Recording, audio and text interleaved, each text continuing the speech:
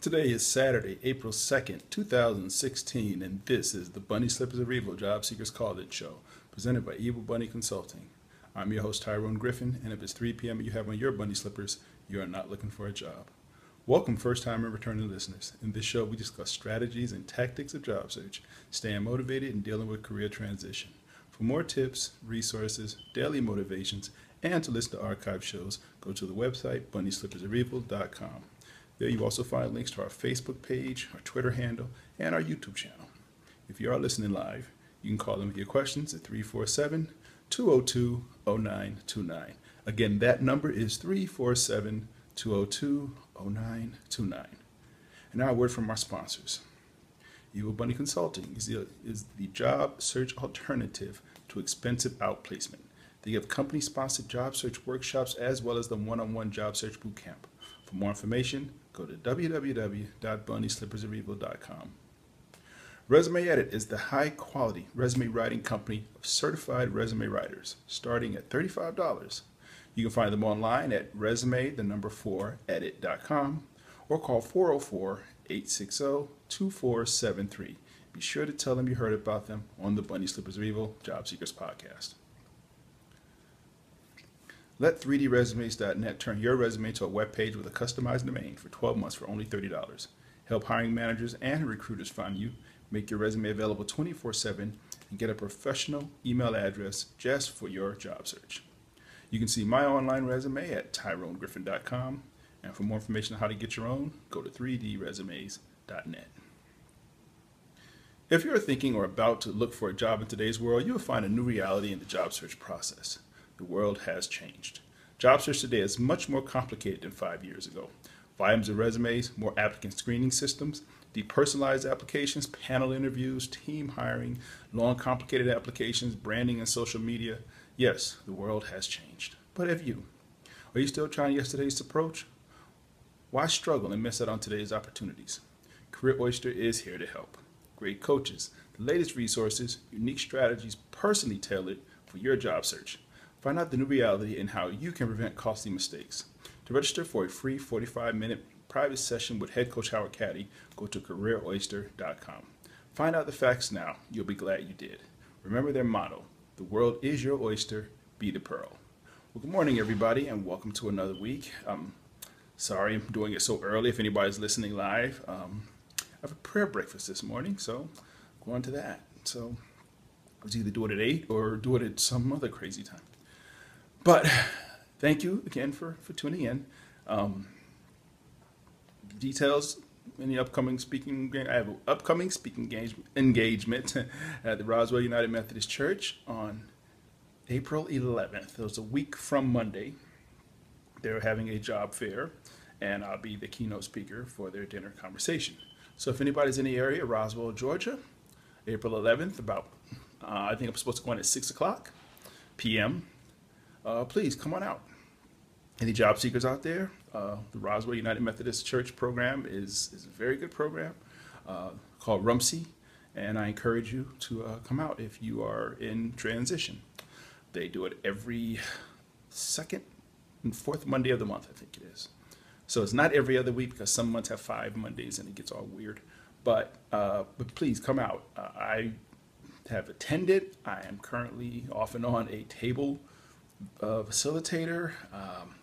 I've been a workshop leader. I've been keynote speaker a few times. I find the meeting to be very helpful, very thought-provoking. I think they still have their clothing closet. So if you need an interview-ready suit, you don't have one, they have suits for you for free. So I cannot recommend it any higher. If you are in transition, you definitely need to check it out. So Roswell United Methodist Church, Roswell, Georgia. I'll be there April 11th at 6. But the program starts like 1 or 2 in the afternoon. So anyway, that's the housekeeping. So for the new people, once a month, first Saturday of the month, we do job search Q&A, which means I answer any questions I've gotten from people personally, any answers I got from the Twitter sphere, Facebook, email, whatever. Even at work, sometimes I get questions, and the questions that I think can help a lot of people, I'll try to answer them here. So this month is a little different. The question I got, conversation I had, I'll say that, was about playing the game in corporate America. Corporate America, it's a game. It's the nicest way I can put it. It would be great if we could just all go to work, and do our best, and that be it. But it's just like life.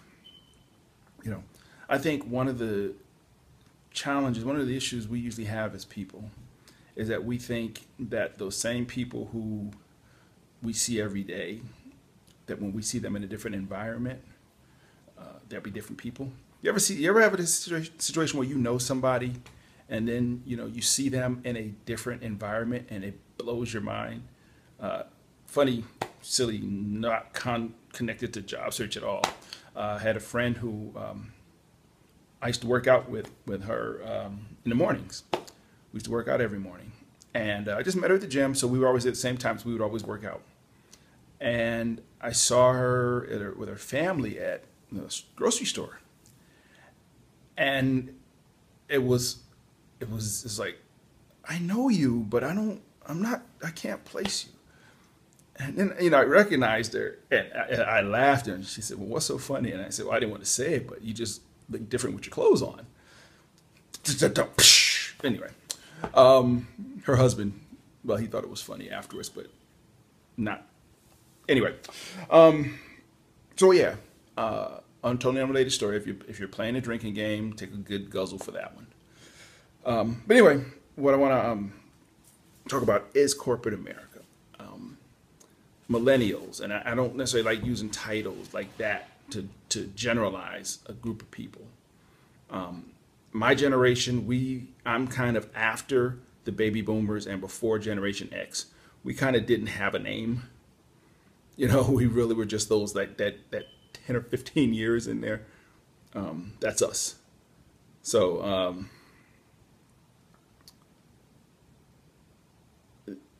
I don't like to stereotype millennials or Generation X or Generation Next or whoever they are, whatever they call themselves. But there are some things I have noticed about people who are working, people I've worked with in different companies, who've been employed in organizations, say less than, people have been working,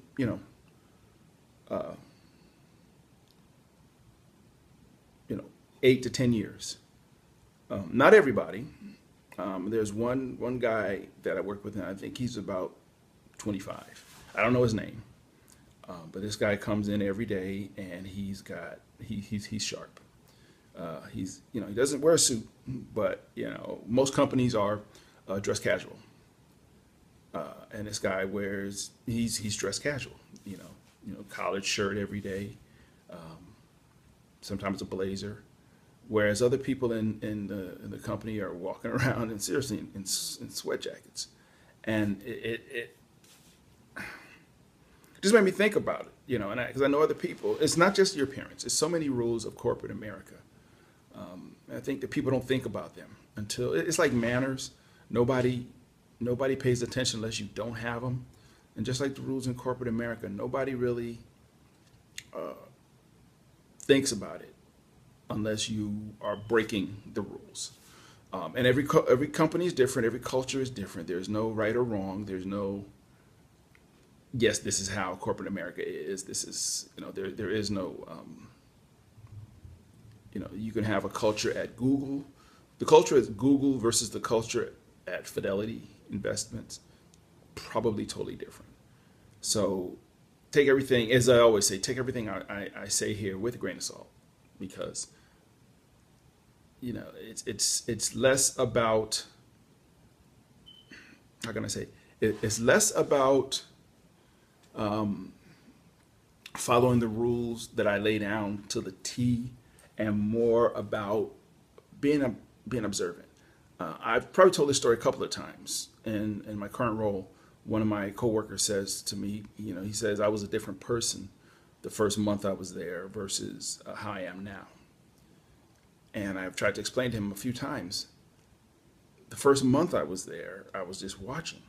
I was figuring out how, the culture, the employee, my coworkers, what their concerns were, things like that. What everybody has their, you want to call them their idiosyncrasies. I was figuring out theirs. Not that I was going to manipulate them, but I just wanted to understand what I was dealing with. And the best thing in the world when you walk into a new situation is to sit down, shut up, and watch. Okay. So anyway, I'm rambling, but I'm going to try to talk about some of the what I call the rules of corporate America. And I'll say the first one is this. This is not college. I remember working with a young lady who just got out of college, and she had a problem that was she was a very curvy young lady, and all of her clothes were clothes that she had from college, and all of her clothes, all of her shirts, blouses were all low cut because that's what they wore. Well, now she was in work in a corporate setting, and that was all she had. So she was an intelligent young lady, but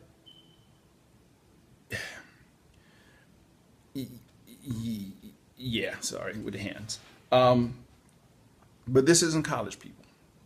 When I was in college, I remember when the student unions I was a member of, and I urged them, back in those days in the Stone Ages, we used to wear a suit and tie every day.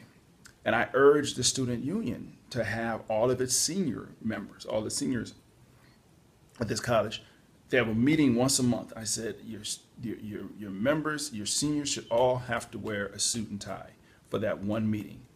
And my reasoning was because they have to interview for jobs very soon. And when somebody has not worn a suit, you can tell. I mean, let's be honest. Somebody puts on a suit, okay, last week was Easter Sunday. There are people, kids, young people walking around in suits, that they just got for Easter. And you can tell this kid has not worn a suit ever. You can just look at the way if you wear a suit a lot, you carry yourself differently. Same thing with ladies. If you wear heels a lot on a regular basis, you carry yourself differently. You walk differently. You don't walk like a WNBA star in heels. You walk like a lady. You just carry yourself different. I'm not saying WNBA stars are not ladies. I'm not saying that. I'm just saying you carry yourself differently. When a man is in a nice suit, looks nice, we carry ourselves differently. Whenever I put on a suit, I recognize that I walk a little differently. I carry myself differently. I recognize that. So that's that. But this is not college. That's the biggest thing. So the things you wore in college, the things you got away with in college, I could be 15 minutes late, up to 15 minutes late, and my professor couldn't say anything or whatever. Those rules go out the window. If you have a 9 o'clock meeting, be there at 9 o'clock. Okay? If you are giving a presentation, how can I say it? No meeting that you're invited to is unimportant to the person who invited you to that meeting. Okay? If you're invited to a meeting and it's 400 people invited, nobody will probably notice. If you're invited to a meeting, there's 6 people, somebody's going to notice if you're not there, especially if your whole team is there. If you decide, well, I didn't feel that meeting was important, don't do that. Don't respond to people based on their title. Now, this is not just a millennial problem. This is a problem all up and down organizations. We've all seen it. Somebody who's a business analyst will request some information from somebody, and they'll look up the person that they requested from may look up their title and see what their position is. Oh, this is just a business analyst, and they ignore it. It happened to me maybe a month ago. Somebody I'd been trying to reach out to for literally a week, sending emails and everything, would not get back, would not even reply. My boss sent an email I showed my boss, said, hey, I've been trying to get this for a week. My boss sent an email, and I'm not exaggerating. Within 15 minutes, the person replied, and they were like, what can we do to help you? Just let us know. Anything we can do, we'll do to help. It's like, wow. People don't do that. Okay. Little known factoid. I'm lazy. I don't have time to go look up your title every time somebody sends me a request for anything. I don't have time. That's not a part of how I work. Somebody said once, if you want something, if you have something complex to do, you find somebody lazy to do it. Why? Because they will figure out a way to do it in the fewest amount of steps. Big ups for lazy folks. But I don't have that kind of time. If somebody asks me for something, unless there's a legal or business reason not to give it to that person, I'll go ahead and give it to them. If it's going to take a while, I'll tell them it's going to take a minute. But I don't have time to play those political games of, who's, roticity butt cheeks to kiss. Whose butt are we kissing today? Spin the wheel. I don't have time for it. Okay. But anyway, like I said, it's not college. You're in college, everybody can pass. In corporate America, there may be 5 people, but there's only one job that everybody can get promoted to. There's only one open position that everybody wants. So this competition. So you have to bring your A+ game, period. Okay. I'm not saying be cutthroat and ruthless. I'm saying to be the best you can be. Okay. Like the Army or military services. But anyway, again, this is not college. Don't treat it like college. This is business. This is professional. One of the things you should have gotten out of college is independence. Okay. Which brings me to my next one. The job is no place for your parents. Now, I've heard some serious anecdotal evidence about how people didn't like their raise or whatever, their bonus, so their parents called the boss. Don't have your parents call your boss. Don't do that. No, don't do that. You're grown now. Okay. Sometimes millennials, and I don't mean to stereotype just millennials, but you the guys I heard the most about. You think it's no problem to switch jobs a lot if you're not happy, and extreme cases, somebody will have 2 or 3 or 4 jobs within a year, because they're not happy.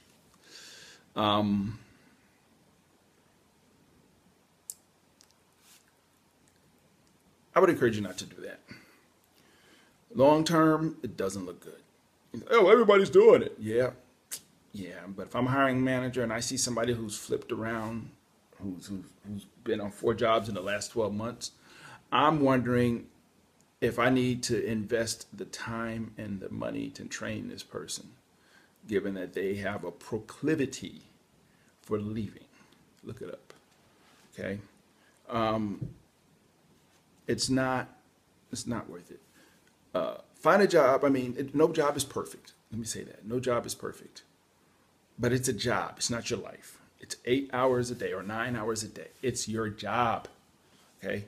I don't like the people I work with. I know there's no hot women there. Yeah, we heard that. Okay?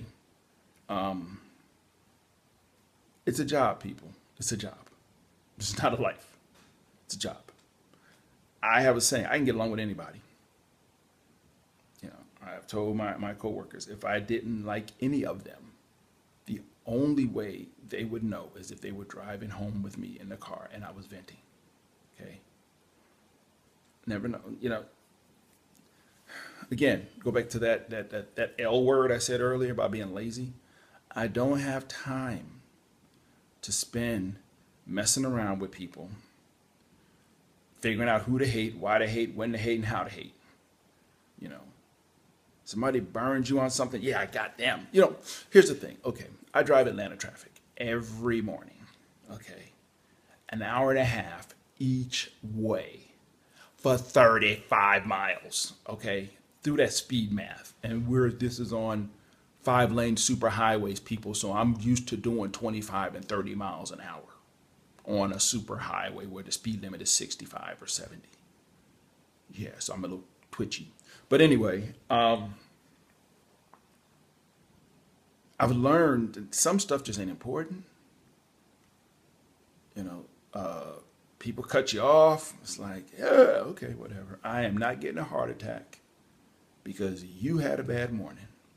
because you wanted to be 1.236 seconds ahead of me. I ain't getting a heart attack for it. I ain't going to chase you for 5 miles just so I can show you one of my fingers, so I can look at you out the window. Don't bring that to work, okay? Same thing to work. Somebody do something stupid, let it go. Remember it, but let it go. Don't start saying, how can I get this person back? Because now you're playing with somebody else's money. You're playing with the money of the organization you work for. They didn't pay you to spend your time having war games in the office. They're paying you to do your job. Do your job. Okay. So again, as it started, it's not for your job. Your job is not for your parents. I touched on it earlier about dress for the next job you want. I'm not saying you have to wear a suit and tie.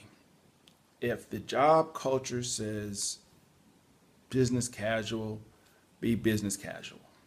I'm not saying you can't wear jeans if you want from time to time, but understand you are giving people every day. People are getting an impression of you, and here's the thing: when it comes up for promotions or opportunities come up, people think about the people that they feel would do well in that role, and people that they can work with, and people that would represent the company well. Okay, I remember years ago when the tattoo craze started, and people were saying, I can't get a job, because I got a tattoo right here, and that shouldn't that shouldn't keep me from getting a job. No, in a perfect world, it shouldn't. But if I'm running a branch of a bank, and you got a Mike Tyson, whatever that thing he has on this eye, if you got one of those, chances are I'm not going to hire you as a teller. Bad life choice, whatever you want to call it. I ain't there. Okay, everything should be open and progressive. I ain't that progressive. I remember when my son was a baby, and we're looking at daycare providers and childcare, and didn't rule you out if you had a piercing in your tongue, piercing in your nose, but I did look at you kind of different, and not in a good way. Okay. Dress for the next job you want. That's the simplest way. If you want to be a manager, dress and present yourself like a manager. I'm not saying take over the organization. I say your image, your persona.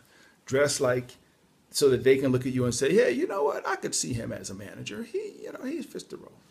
Now, some people, we get managers who are a tad rough around the edges, we'll say, okay, who aren't as polished.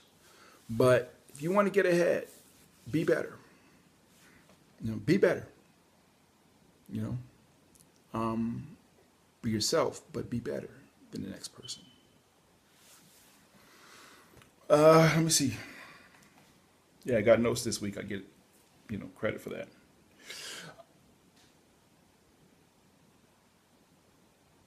Don't take your work-life balance to an extreme. Work-life balance is one of those terms that, we start to use over maybe 10 or 12, 15 years ago. Work-life balance, it means exactly what it sounds like. Don't spend 80 hours a week at work and forsake and destroy your family. Paul Ryan, Speaker of the House, that was one of the things he talked about, wanting that work-life balance. It is important. It is very important. At the same time, this is your job. There was a Major League Baseball player. I forgot the guy's name. Just last week I heard about it. He retired because the team he worked for told him to stop bringing his son. He was bringing his son to the ballpark and to batting practice and into the dugout like every day. And they were like, dude, you got to stop. We're trying to run a business here. And he decided to retire instead of not bringing his son to work with him every day. My personal opinion, There's some issues in that family. All right. I mean, I love my son, but I'm not taking him to work every day. He got to have a life. And I'm thinking that, when this father, when his son gets ready to go to college, what is he going to say? Nah, son, I'm going with you to every class. Dad, I'm going on a date. I'm coming with you. Nah, Dad, I don't think you want to come on this one. Work-life balance is important, but understand, work-life balance is something that employers give. Don't take it for granted. People say, well, I just go get a job somewhere else. Really? Really? Okay, some people can. Some people, I'm not going to say you can't. But there's a whole lot of unemployed people right now who are out looking for jobs. Some of the people listen to this podcast maybe, who thought, oh, I can just get a job anywhere. And found out, no, I can't just get a job anywhere. Okay? So work-life balance, again, it's a balance. It's something that you need to not take advantage of. My situation, where I work, I could work from home 3 days a week. I choose not to. I choose to go in every day. Yeah, fight the Atlanta traffic because I'm just crazy like that. But I choose to go in every day. I'm a creature of habit, in case anybody's ever been curious. I'm just a creature of habit. But when I need to work from home, tell my boss, there's no question. There's no, what are you doing? I don't like questions like that. I don't like, and I'm not saying working from home will cause you to have questions. I'm just saying, why ask for trouble? Okay. Ooh, excuse me. Sorry. Yes, I went to the gym this morning. I've been up since, what time is it? I've been up for 4 hours. It's 8 o'clock in the morning. Do that math. Anyway, but yeah, so those are just kind of, my rules. I mean, those are just some guidelines. I won't say they're rules. I encourage you, millennials, non-millennials, Generation Xers, Generation Y, the baby boomers, whoever. Corporate America does have rules, and every corporate culture is different. So don't sit here and think I'm blowing smoke. I'm not. Trust me. Every company has them. If you don't know those rules and that culture, if you don't know those rules and that culture, then you're probably not playing the game right. But be observant. Just sit and watch.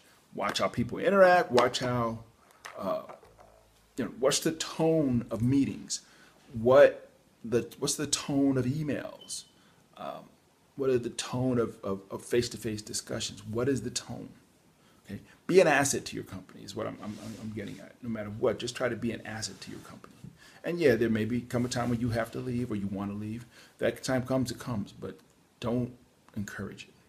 Anyway, that was kind of the rule. So thanks for listening. If you are listening on the website, feel free to subscribe in iTunes. And if you like the show, please leave feedback so others can find it. And I truly appreciate it. If you have a suggestion for a topic you would like me to cover in either the podcast, here it comes, or the 1 minute bunny tip, please send it to me at Tyrone@bunnyslippersreadable.com. People, longtime listeners, maybe today I have some free time. I got to write my speech for the Rumsey keynote, but I love doing the 1 minute bunny tips. It's just you got to be in the right frame of mind because it takes for that 1 minute. It takes you about 8 or 9 minutes. That might not sound like a lot, but you do 2 or 3 of them at a time, and it's like a half hour, 45 minutes of reading the same 1 minute over and over. Not to mention the headache you get from writing it. So anyway, when you land, please don't forget us. Please support this show by visiting our Cafe Press store, buying a t-shirt, a water bottle, a coffee mug, a clock, or a sweatshirt, so you will have a memento of your time of transition. I don't want you to forget this time, because the moment you do, you set yourself up to be in transition again. Again, everybody, thank you as always for listening.